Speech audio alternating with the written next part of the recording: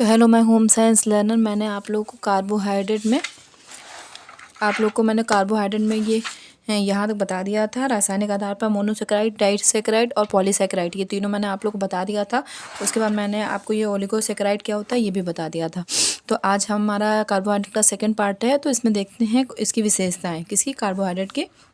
जो जिससे कार्बोहाइड्रेट जिससे मिल के बनता है, जिसमें जैसे मोनोसेकेराइड में क्या आते हैं, पॉलीसेकेराइड में क्या आते हैं, डाइसेकेराइड में क्या आते हैं। तो आपने इससे पहले अभी आगे देखा था कि ये देखिए आपके ग्लूकोज, फ्रक्टोज, गैलेक्टोज, ठीक, ये कौन से हैं तीनों, ये हैं आपके मोनोसेकेराइड में हैं। ये मोनोसेकेराइड में इसके जब एक अणु में इसमें मोनोसेकेराइड का निर्माण एक कार्बोहाइड्रेट के एक अणु से होता है। वो कौन कौन से, एक है ग्लूकोज, फ्रक्टोज, गैलेक्टोज, जिसको मैंने GFG के माध्यम से आपको याद करने की सलाह दी थी, ठीक है। तो इसको थोड़ा डिटेल में देखते हैं, आपका ग्लूकोज, फ्रक्टोज, गैलेक्टोज को, ठीक है। तो अब देखिए ग्लूकोज की विशेषताएं क्या है। तो ग्लूकोज को पढ़ना बहुत ज़रूरी होता है क्योंकि इससे रिलेटेड काफ़ी क्वेश्चन पूछे जाते हैं। तो कार्बोहाइड्रेट की यह सबसे छोटी इकाई होती है, परंतु ऊर्जा इससे जो ऊर्जा सबसे तेज़ी से प्राप्त होती है। जो ग्लूकोज होता है उससे ऊर्जा, इंस्टेंट ऊर्जा की प्राप्ति होती है। इसे ब्लड की शर्करा भी कहते हैं, इसे रक्त की शर्करा के नाम से भी जाना जाता है। और इसके साथ साथ इसको अंगूर की शर्करा के रूप में भी जाना जाता है। किसको, ग्लूकोज को। तो इसमें ये लिखा है कि इसका पुनः पाचन नहीं होता। इसका मतलब ये है कि जो ग्लूकोज होता है हमारे शरीर में इतनी आसानी से, इतनी जल्दी से घुल जाता है कि इसको पुनः पाचन की आवश्यकता नहीं होती। किसकी, ग्लूकोज को। ग्लूकोज को डेक्सट्रोज भी बोलते हैं, ये मैंने आपको आगे लिखवा ही दिया था। ये देखिए डेक्सट्रोज लिखा हुआ है यहाँ पे। तो ग्लूकोज को डेक्सट्रोज भी बोलते हैं, जो आगे लिखा हुआ है। डेक्सट्रोज जो होती है वो मक्के में, जो डेक्सट्रोज होता है वो मक्के में सर्वाधिक मात्रा में पाया जाता है। अतः इसे कॉर्न शुगर या मक्के की शर्करा के नाम से भी जानते हैं। किसको, ग्लूकोज को। क्योंकि जो ये होता है आपके जो डेक्सट्रोज पाया जाता है, जो ग्लूकोज को डेक्सट्रोज बोलते हैं, यही जो डेक्सट्रोज होता है आपके मक्के में सर्वाधिक पाया जाता है। इसीलिए इसे कॉर्न शुगर के नाम से भी जानते हैं और इसे मक्के की शर्करा भी कहते हैं। किसको, ग्लूकोज को। उसके बाद में ग्लैक्टोमीटर से रक्त की शर्करा को मापते हैं। ये ग्लैक्टोमीटर भी याद रखिएगा क्योंकि उसमें क्वेश्चन में पूछ लेते हैं कि रक्त की शर्करा को मापने का कार्य कौन करता है। तो ग्लैक्टोमीटर आपके रक्त की शर्करा को मापता है। तो ग्लूकोज से जितने भी पॉइंट जरूरी थे मैंने यहाँ पे आप लोग को लिखवा दिए हैं, ठीक है। उसके बाद में देखते हैं ये सारी प्रक्रियाएं। तो ये सारी प्रक्रियाएं जो होती हैं ये बहुत ही ज़रूरी होती हैं जानने। देखिए जैसे कि आपका जो ग्लूकोज है, शरीर में जब ग्लूकोज जाता है तो ग्लूकोज का ग्लाइकोजन में बदलना, यानी कि ग्लूकोज का जो हमारा लीवर होता है, ग्लूकोज मैंने आपको पाचन में बताया था कि शरीर में जब ग्लूकोज जाता है तो ग्लूकोज क्या होता है, ग्लूकोज का भंडारण हो जाता है कहाँ पे, लीवर में, जो ग्लाइकोजन के रूप में हो जाता है। तो जब कभी हम व्रत या उपवास रखते हैं तो यही ग्लाइकोजन जो होता है हमारे शरीर को ऊर्जा प्रदान करता है। किसको, हमारे शरीर को। ग्लूकोज को ग्लाइकोजन में बदलने का कार्य कौन करता है, लीवर करता है। और यह स्टोर कहाँ होता है, लीवर में स्टोर होता है, ठीक है। तो ग्लूकोज का जो ग्लाइकोजन में बदलने की प्रक्रिया होती है वो आपकी कहलाती है ग्लाइकोजिनोसिस, ठीक है। ग्लूकोज को ग्लाइकोजन में बदलने की प्रक्रिया ग्लाइकोजिनोसिस कहलाती है। और जो ये जो ग्लाइकोजन होता है इसको पुनः ग्लूकोज में बदलने की प्रक्रिया, यानी जिससे हमारे शरीर को ऊर्जा प्राप्त हो सके। कि मान लीजिए आपने भोजन नहीं किया है व्रत उपवास की स्थिति में, तो यही जो लीवर में आपका ग्लाइकोजन जो स्टोर रहता है यही ग्लाइकोजन से आपको ऊर्जा प्राप्त होती है। तो किससे, ग्लूकोज के फॉर्म में। तो फिर से इस ग्लाइकोजन का, ये जो ग्लाइकोजन था फिर से इस ग्लाइकोजन का ग्लूकोज में कन्वर्ट होना ग्लाइकोजिनोलाइसिस कहलाता है। तो इसमें केवल अंतर इतना है, लाइसिस याद रखिएगा तो आपको ग्लाइकोजन से ग्लूकोज, ग्लूकोज से ग्लाइकोजन बहुत आसानी से समझ में आ जाएगा। ग्लूकोज से ग्लाइकोजन में बदलना ग्लाइकोजिनोसिस और ग्लाइकोजन से ग्लूकोज में बदलना ग्लाइकोजिनोलाइसिस कहलाता है। उसके बाद में जो फैटी एसिड होते हैं प्लस अमीनो एसिड होते हैं, जब इनसे हमें ग्लूकोज मिलता है तो इसको ग्लाइकोनियोजेनेसिस बोलते हैं। ग्लाइकोनियोजेनेसिस, इसको आप ऐसे याद कर सकते हैं, ये जो आपको नियो शब्द है यानी कि ये आपको बता रहा है कि जो आपके नॉन कार्बोहाइड्रेट होते हैं, जो फैटी एसिड हो गए और अमीनो एसिड हो गए, ये आपके नॉन कार्बोहाइड्रेट हो गए। तो इनसे जब हमको ग्लूकोज जब ये फैटी एसिड और अमीनो एसिड ग्लूकोज में बदलते हैं तो इसको ग्लाइकोनियोजेनेसिस कहलाए। इससे जब हमें ऊर्जा मिली तो ये ग्लाइकोनियोजेनेसिस कहलाया। तो नियो शब्द से नॉन कार्बोहाइड्रेट जो पदार्थ हुए, जो फैटी एसिड हुआ, अमीनो एसिड से जब ऊर्जा मिल रही है तो ग्लाइकोनियोजेनेसिस कहलाया वो प्रक्रिया। उसके बाद में देखते हैं ग्लूकोज का पायरुविक अम्ल प्लस ATP में बदलना। तो ग्लाइकोलाइसिस, यहाँ पे ग्लाइकोलाइसिस है, यहाँ पे मैं काट के फिर से लिख दे रही हूँ, ग्लाइकोलाइसिस हिंदी में गलत लिख गया था, ये देखिए इंग्लिश में सही लिखा है। तो ग्लूकोज जब पायरुविक अम्ल में बदलता है और एटीपी के रूप में परिवर्तित होता है ग्लूकोज, तो ये प्रक्रिया कहाँ पे होती है? कोशिका द्रव्य में होती है। ये मैंने आपको पहले वाले पार्ट में बता दिया था। तो जो ग्लाइकोलाइसिस की प्रक्रिया होती है, जिसमें आपका क्या होता है, ग्लूकोज जो है पायरुविक अम्ल में बदलता है। उसके बाद यही आपका पायरुविक अम्ल जो है, ऑक्सीजन जो है इसी पायरुविक अम्ल को तोड़कर एटीपी का निर्माण करता है। तो ग्लूकोज का पायरुविक अम्ल में टूटना, ग्लूकोज का पायरुविक अम्ल में जो टूटने की प्रक्रिया होती है वो आपकी ग्लाइकोलाइसिस कहलाती है। क्या कहलाती है? ग्लाइकोलाइसिस कहलाती है। तो आपने इसमें क्या देखा? ग्लूकोज का ग्लाइकोजन में बदलना, ग्लाइकोजिनोसिस, ग्लाइकोजन का ग्लूकोज में फिर से बदलना, तो ग्लाइकोजिनोलाइसिस, फैटी एसिड पर अमीनो एसिड का ग्लूकोज में बदलना, ग्लाइकोनियोजेनेसिस, ग्लूकोज का पायरुविक अम्ल प्लस एटीपी में बदलना, इसको ग्लाइकोलाइसिस बोलते हैं। ठीक है, तो ये सारी प्रक्रियाएं आपको याद रखना बहुत ही ज़रूरी है। ठीक, उसके बाद नेक्स्ट देखते हैं। जब हमने अभी जो आपको ग्लूकोज का बारे में देखा था, अब देखते हैं फ्रक्टोज और ग्लैक्टोज। ये दोनों किसकी हैं? आपकी ये मोनोसैकेराइड की ही हैं। फ्रक्टोज का इसे फल की शर्करा भी कहते हैं, ये आगे लिखा हुआ है। शहद, गन्ना व चुकंदर में सर्वाधिक मात्रा में पाई जाती है। क्या? फ्रक्टोज। उसके बाद ग्लैक्टोज।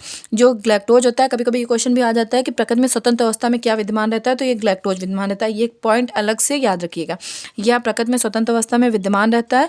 ग्लैक्टोन जो है ब्रेन और नाड़ी तंत्र को ऊर्जा देता है। इसको ब्रेन की शुगर भी बोलते हैं। किसको? ग्लैक्टोज को।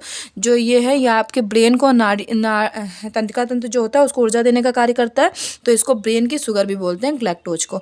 उसके बाद में देखते हैं डाइसेकेराइड। इससे पहले मैंने आपको मोनोसेकेराइड के तीनों बता दिए, ग्लूकोज, फ्रक्टोज, ग्लैक्टोज। अब देखते हैं डाइसेकेराइड। डाइसेकेराइड में आता है आपका सुक्रोज। तो ये चीज़ें हम पहले ही बता चुके हैं कि यह ग्लूकोज और फ्रक्टोज से मिलकर बनता है। क्या चीज़? इसमें ग्लूकोज तो सब में ही होएगा, क्योंकि ग्लूकोज तो प्रथम अणु है, तो ग्लूकोज तो सब में मिला ही होएगा। तो सुक्रोज के लिए ग्लूकोज के साथ में फ्रक्टोज मिल जाता है। फ्रक्टोज कौन सी शर्करा है? ये फलों की शर्करा है। अब देखिए, इसे टेबल शुगर या घरेलू शुगर या चुकंदर की शर्करा भी कहा जाता है। गन्ने की शर्करा या इन्वर्स शुगर के नाम से भी इसको जाना जाता है। किसको? आपके सुक्रोज को। ठीक है, जो हमारे घरों में चीनी यूज़ होती है, तो वो जो चीनी होती है वह भी आपकी सुक्रोज है। ठीक है, इसीलिए देखिए इसे टेबल शुगर, घरेलू शुगर वही जो हमारे घरों में यूज़ होती है। उसके साथ साथ चुकंदर की शर्करा और गन्ने की शर्करा। आपको पता ही है कि जो चीनी होती है वो गन्ने से बनती है, तो गन्ने की शर्करा इन्वेस्ट शुगर के नाम से भी इसे जाना जाता है। उसके बाद में देखते हैं माल्टोज। डाइसेकेराइड में आपके तीन थे, सुक्रोज, माल्टोज और लैक्टोज। इसे SML के माध्यम से मैंने आपको याद करने को बोला था। तो आप देखते हैं माल्टोज के बारे में। तो यह जो है, मैंने ये तो पता ही है कि ग्लूकोज तो सब में होगा। ठीक है, तो माल्टोज जो होता है, तो इसमें क्या होता है, इसमें ग्लूकोज के दो अणु मिलकर बनते हैं। डाइसेकेराइड है तो इसमें दो अणु होते हैं। तो यह इसमें ग्लूकोज तथा ग्लूकोज, इसमें दोनों ही अणु किसके होते हैं? ग्लूकोज तथा ग्लूकोज से मिलकर ही बनता है। और ये जो माल्टोज होता है, इसे अनाजों की शर्करा और जई, वो एक अनाज होता है जिसको जई भी बोलते हैं हिंदी में, उसको जई की शर्करा भी बोलते हैं और अनाजों की शर्करा भी इसको बोलते हैं। ठीक है, उसके बाद देखते हैं लैक्टोज। तो लैक्टोज जो होता है, यह ग्लूकोज प्लस ग्लैक्टोज। देखिए इसमें भी ग्लूकोज सब में कॉमन होएगा। उसमें सुक्रोज में ग्लूकोज के साथ फ्रक्टोज हो जाएगा, माल्टोज में ग्लूकोज प्लस ग्लूकोज ही होएगा, लैक्टोज में ग्लूकोज प्लस ग्लैक्टोज होएगा। क्योंकि ग्लैक्टोज आपको पता है कि ग्लैक्टोज जो है आपकी जो लैक्टोज होता है उसके निर्माण में सहायता करती है। तो इसे भी दूध की शर्करा के रूप में कभी कभी पूछ लिया जाता है। तो यह ग्लूकोज प्लस ग्लैक्टोज से मिलकर बनता है। इसे दुग्ध की शर्करा कहते हैं, किसे? लैक्टोज को। ठीक है, और यह जो आपका ग्लैक्टोज होता है, यह प्रकृति में स्वतंत्र अवस्था में विद्यमान नहीं होता है। ये पॉइंट भी अच्छे से याद रखिएगा। उसके बाद में आप देखते हैं पॉलीसेकेराइड। तो पॉलीसेकेराइड में आपका क्या आता है? यह अनाजों में जैसे चावल, साबुदाना, जड़ वाली सब्जियां जैसे आलू, अरबी, शकरकंदी में पाया जाता है। यानी कि जो ग्लूकोज था, ये जो सरल शर्करा थी, एक शर्करा था, एक स्टार्च था। तो शर्करा वह थी जो आपके बहुत आसानी से घुल जा रही थी। तो और ये जो स्टार्च है यह कार्बोहाइड्रेट का जटिल रूप है। ठीक है, पॉलीसेकेराइड तो आपको पता ही है। तो इसमें क्या क्या आया आपका? इसमें स्टार्च आया, डेक्सटाइन आया, उसके बाद में ग्लाइकोजन आया, सेलुलोज आया, हेमीसेलुलोज आया, पैक्टिन आया और गोंद आया। तो इसको भी हल्का हल्का सा अंदर से देख लेते हैं। तो पॉलीसेकेराइड, जब कार्बोहाइड्रेट के अनेक अणु मिले तो क्या हुआ? तो किसका निर्माण हुआ? पॉलीसेकेराइड में कौन आया? सबसे पहले स्टार्च आया। यह अनाजों में जैसे चावल, साबुदाना, जड़ वाली सब्जियों, आलू, अरबी, शकरकंदी में पाया जाता है। ठीक है, स्टार्च। उसके बाद में आप देखिए डेक्सटाइन या अंकुरित अनाजों जिसमें माल्टोज होता है, जब इसका विघटन होता है तो डेक्सटाइन बनता है। इसको डेक्सटाइन भी बोलते हैं, उसको डेक्सटिन भी बोलते हैं, ठीक है।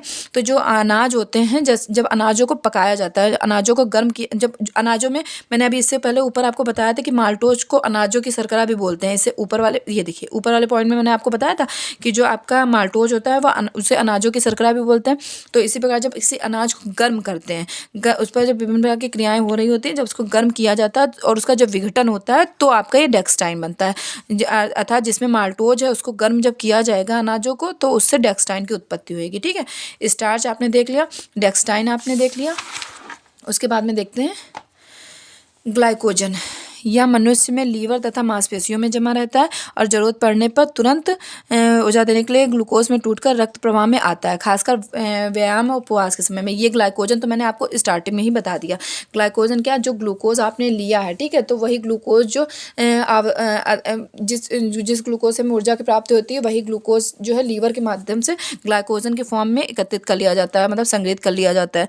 जब इंसान व्रत या उपवास में होता है, अर्थात कुछ नहीं खाता है, तो यही ग्लाइकोजन टूटकर आपको ऊर्जा प्रदान करती है। ये जो मैंने अभी आपको आगे इससे पहले बताया ही था, जो ये प्रक्रिया थी ग्लाइकोजन का ग्लूकोज में टूटना, ग्लाइकोजिनोलाइसिस, ठीक है। तो यही वाला ये ग्लाइकोजन है। तो जो हमारे जो पेड़ पौधे होते हैं उसमें वो स्टार्च की फॉर्म में यही ग्लाइकोजन एकत्रित करता है, उसको ऊर्जा देने का कार्य करता है। जो मनुष्य होते हैं, मनुष्य और जीव जंतुओं में ग्लाइकोजन के फॉर्म में कहाँ पे स्टोर रहता है, लीवर में स्टोर रहता है और मांसपेशियों में जमा रहता है। और जब मनुष्य को ज़रूरत पड़ती है तो यही जो है ग्लाइकोजन जो है ग्लूकोज के रूप में परिवर्तित होकर ग्लाइकोजिनोलाइसिस की प्रक्रिया के माध्यम से ग्लूकोज में परिवर्तित होकर ऊर्जा देने का कार्य करता है। जब व्यक्ति काफ़ी टाइम से भूखा प्यासा होता है तो यही ग्लाइकोजन ऊर्जा देने का कार्य करता है, ठीक है। इसे मांसपेशी की शर्करा भी बोलते हैं इसको, ग्लाइकोजन को। उसके बाद सेल्यूलोज। तो सेलुलोज, आपको सेलुलोज के बारे में तो पता ही होगा, टेक्सटाइल में आपने पढ़ा था कि यह वनस्पति जगत में या वनस्पति में पाया जाता है। सेलुलोज शब्द ही वनस्पति से जुड़ा हुआ, तो यह वनस्पति में पाया जाता है। इसका पाचन नहीं होता, लेकिन पाचन क्रिया अर्थात मल त्याग में यह सहायता प्रदान करता है। यह आंतों के क्रमानुकुंचन में सहायता प्रदान करता है। जो मोटे अनाज होते हैं, जैसे आटे का चोकर हो गया, साबुत अनाज हो गया, अंकुरित अनाज हो गया, उसके अलावा मूली, गाजर, चुकंदर, जो ऐसे अनाज, ऐसे जो सब्जियाँ होती हैं, उनसे प्राप्त होता है। तो ये जो सेलुलोज होता है, ये किसी भी प्रकार के पोषक पदार्थ को नहीं प्रदान कर रहा होता है, यह केवल पाचन में सहायता प्रदान करता है। तो इसलिए जो रेशेदार जो सब्जियां होती हैं उसमें सेलुलोज पाया जाता है, जो हमारी मल प्रक्रिया को सुगमता से पूर्ण कर देता है, ठीक है। उसके बाद हेमी सेलुलोज। तो जो सेलुलोज है, इसी के साथ में देख लेते हैं हेमी सेलुलोज को। तो यह वनस्पति जगत से प्राप्त होता है, यह जो है अनाजों के छिलकों और दालों के छिलकों में प्राप्त होता है। इसका भी कोई पोषण मूल्य नहीं होता, मतलब इससे भी कोई पोषक तत्व की प्राप्ति नहीं होती है। यह भी पाचन क्रिया को सुगम बनाने में सहायता करता है। कौन कौन सा? आपका सेलुलोज, हेमी सेलुलोज। इसके कोई भी पोषण मूल्य नहीं होते हैं, यह केवल पाचन की प्रक्रिया में सहायता प्रदान करता है, ठीक है। उसके बाद में देखते हैं पैक्टिन के बारे में। तो पैक्टिन क्या होता है? यह पके हुए फलों में पाया जाता है, जैम जेली बनाने में प्रयुक्त होता है। ये जो पैक्टिन होता है, इसका भी कोई पोषण मूल्य नहीं होता है, पाचन में ये भी आपके पाचन में सहायता करता है। तो जो आपका वो पैक्टिन होता है, यह पके हुए फलों में पाया जाता है, जैम जेली बनाने के लिए प्रयुक्त किया जाता है और इसमें कोई पोषक तत्व की प्राप्ति नहीं होती है। उसके बाद में देखते हैं गोंद। तो आपका जो गोंद होता है, यह सूखी फलियों में मिलता है, यह शरीर को ऊर्जा देने का कार्य करता है। इसके साथ पाचन को भी सुधारता है, गर्मियों में शरीर को ठंडक प्रदान करता है। उसके साथ जो जैसे गोंद नहीं होता है, जो मेवे में भी काउंट किया जाता है, तो ये इसको जो है हड्डी और मांसपेशियों को मजबूती देने के लिए भी लोग गोंद को भूनकर पाक कर ऐसे खाते हैं। तो ये हड्डी और मांसपेशियों को भी मजबूती प्रदान करता है, क्या? गोंद। उसके बाद में ये जितनी भी मैंने अभी आपको बताया है, ये सारे आपके हो गए, क्या हो गए? ये आपके पॉलीसेकेराइड के हैं, जितने भी मैंने अभी आपको बताया। उसके बाद कार्बोहाइड्रेट के कार्य। कार्बोहाइड्रेट क्या करता है?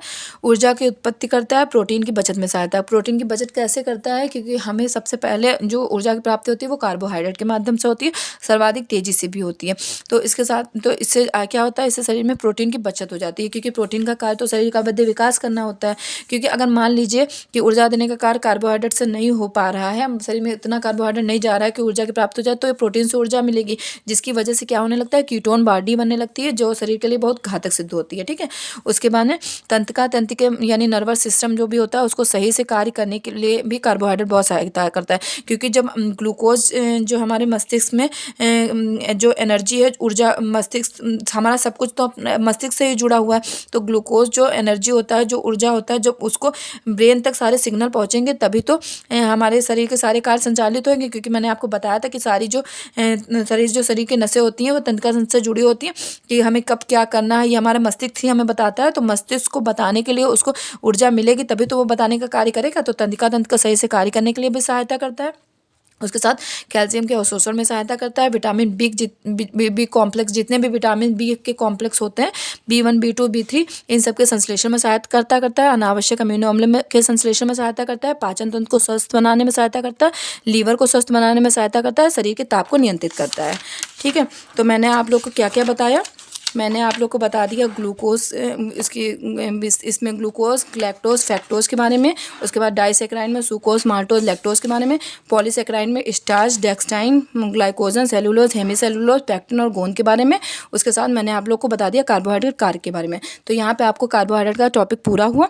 तो आई होप आप लोग को वीडियो अच्छा लगा। वीडियो अच्छा लगा तो प्लीज़ लाइक करिएगा, सब्सक्राइब करिएगा, शेयर करिएगा। Thank you so much.